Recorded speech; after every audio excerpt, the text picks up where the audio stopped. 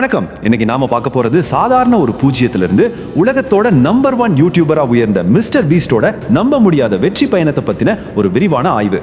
இது ஏதோ சாதாரண ஒரு வெற்றியோட கதை கிடையாதுங்க. பல வருஷமா அவர் சிந்தின வியர்வை, தியாகம், அப்புறம் அசைக்க முடியாத விடாமுயற்சியோட ஒரு பிரம்மாண்டமான காவியம்னே சொல்லலாம். கொஞ்சம் யோசிச்சு பாருங்களேன். அதிர்ஷ்டம்னா என்ன, கடின உழைப்புனா என்ன? பலரும் என்ன நினைக்கிறாங்கன்னா, ஜிம்மி டொனால்ட்சன் அதான் நம்ம மிஸ்டர் பீஸ்ட். அவரோட இந்த மாபெரும் வெற்றி ஏதோ ஒரே நைட்டில் நடந்த ஒரு வைரல் மேஜிக்னு நினைக்கிறாங்க. ஆனால் அது உண்மை இல்லை. இது ரொம்பவே நுணுக்கமாக பிளான் பண்ணப்பட்ட ரத்த சிந்துற அளவுக்கு கடினமான ஒரு பயணம். சரி, அவரோட ஆரம்ப கால போராட்டத்தை பற்றி பார்க்கலாம். நேரடியாக விஷயத்துக்குள்ளே போயிடுவோம். 2012ஆம் வருஷம் ஜிம்மிக்கு அப்போ வெறும் 13 வயசு தான். அவர்கிட்ட பெரிய விலை உயர்ந்த கேமராலாம் இல்லை, ஹை அண்ட் கம்ப்யூட்டரும் கிடையாது. ஒரு ரொம்ப சாதாரணமான தொடக்கமாக தான் அவரோட யூடியூப் பயணம் ஆரம்பமாச்சு. இந்த நீண்ட பயணத்தோட டைம் லைனை கொஞ்சம் கவனிங்க.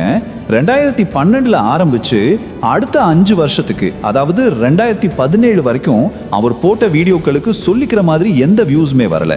நீங்களே யோசிச்சு பாருங்க, யாருமே இல்லாத ஒரு இருட்டு அறையில தொடர்ந்து 5 வருஷம் கத்துனா எப்படி இருக்கும்? அந்த மாதிரி தான் இருந்துச்சு. வெற்றி அப்படிங்கிறது ஒரு போதும் ஓவர் நைட்ல கிடைக்கிற விஷயம் கிடையாது அப்படிங்கிறத இந்த 5 வருஷ போராட்டம் நமக்கு ரொம்ப ஆழமா உணர்த்துது. இவ்வளோ நடந்தும் அவர் பின்வாங்கலைங்க. அதான் அவரோட அசாத்தியமான உழைப்பு. மற்றவங்க எதை செய்ய தயங்குனாங்களோ அதை செய்ய ஜிம்மி துணிஞ்சாரு. அந்த அசாத்தியமான உழைப்பை நோக்கி அவரோட பயணம் இங்கே தான் ஸ்பீட் எடுக்க ஆரம்பிச்சது.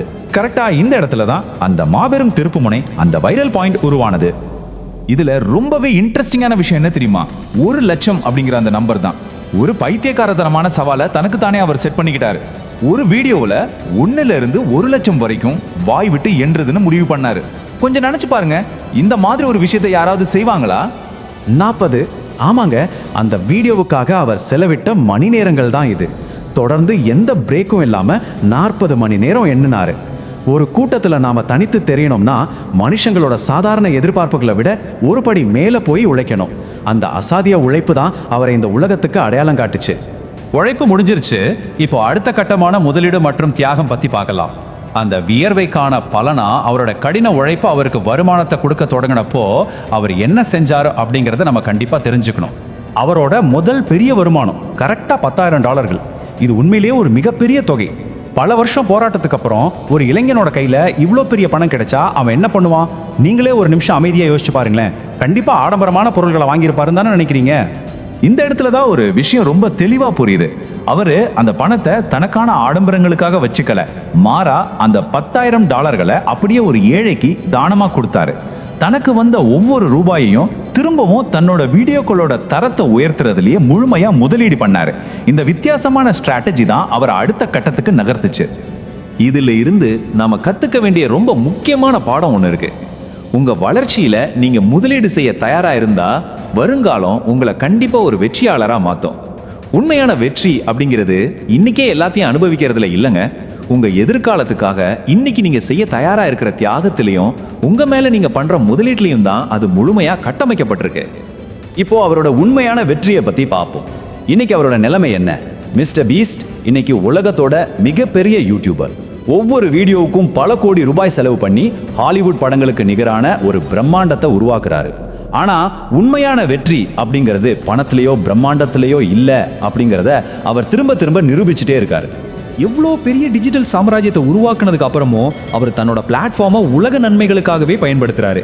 டீம் ட்ரீஸ் அப்படிங்கிற ஒரு மாபெரும் முன்னெடுப்பு மூலமா லட்சக்கணக்கான மரங்களை நட்டு காடுகளை உருவாக்குறதுலையும் சரி, டீம் சீஸ் மூலமா கடல்ல இருக்கிற குப்பைகளை அகற்றி கடலை சுத்தப்படுத்துறதுலையும் சரி, அவர் காட்டுற ஈடுபாடு உண்மையிலே வேற லெவல். ஸோ இதுல ரொம்ப முக்கியமான பாயிண்ட் என்னன்னா, நீங்க மட்டும் தனியா வாழறது வளர்ச்சி கிடையாது. உங்களால இன்னும் 4 பேர் வாழறது தான் உண்மையான வெற்றி.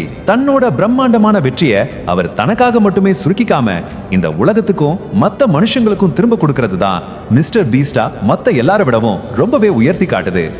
மிஸ்டர் பீஸ்ட் இன்னைக்கு அடைஞ்சிருக்கிற இந்த இமாலய இடம் எதேச்சியா நடந்த ஒரு அதிர்ஷ்டம் கிடையாதுங்க. அது அவரோட இடைவிடாத உழைப்போட சரித்திரம். இப்போ இந்த விளக்க தொகுப்பை பார்த்துக்கிட்டு இருக்கிற உங்களுக்கு நான் சொல்றது ஒண்ணுதான். உங்ககிட்டே ஒரு லட்சியம் இருந்தா இன்னைக்கே உழைக்க தொடங்குங்க. உங்க மேலான முதலீட்டை இப்பவே ஆரம்பிங்க. இந்த உலகம் உங்களை திரும்பி பார்க்குற அந்த நாள் எப்போ வரப்போகுது? உங்களோட சரித்திரத்தை எழுத நீங்க என்னைக்கு உங்களோட முதல் படி எடுத்து வைக்க போறீங்க?